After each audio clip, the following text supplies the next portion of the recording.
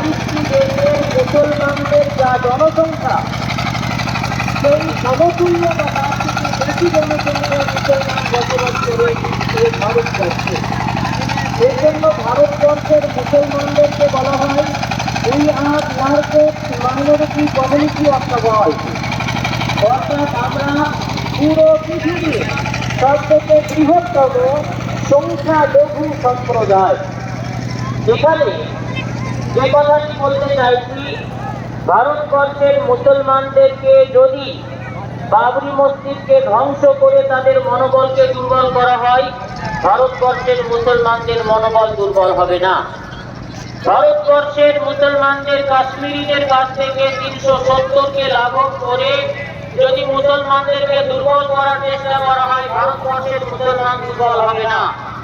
ভারতবর্ষের মুসলমানদের উপরে যে সংখ্যালঘু এবং তাদের যে পার্সোনাল ল আছে, সেই পার্সোনাল লকে ধূলিসাৎ করে দিয়ে যদি আপনার ইউনিফর্ম সিভিল কোড ভারতবর্ষে নাফিজ করে ভারতবর্ষের মুসলমানদেরকে যদি মনে করে যে ডমিনেট করবো, সেটা কখনো সম্ভব নয়।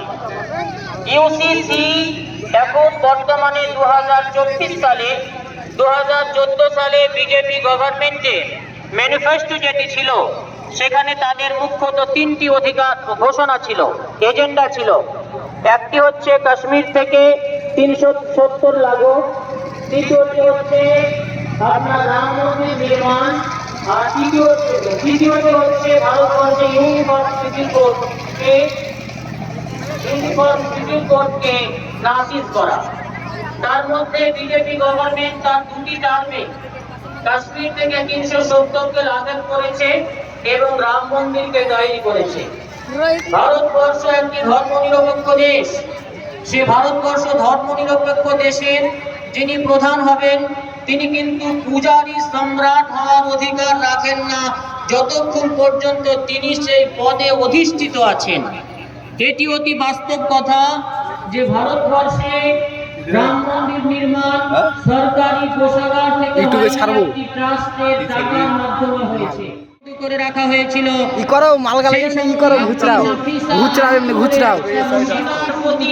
চরম অমানবিক আচরণ।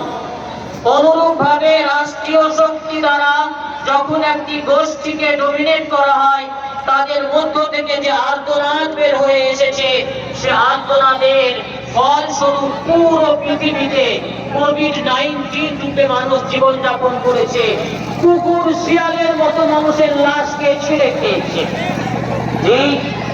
যারা রাষ্ট্রমানের আছেন, যারা দেশকে পরিচালনা করেন, তারা যদি মনে করেন তিনি কেবলমাত্র রাষ্ট্র শক্তি দ্বারা পৃথিবীকে দমন করে পৃথিবীকে আমরা যন্ত্র একটা শাসন কার্য পরিচালনা করব, ইতিহাস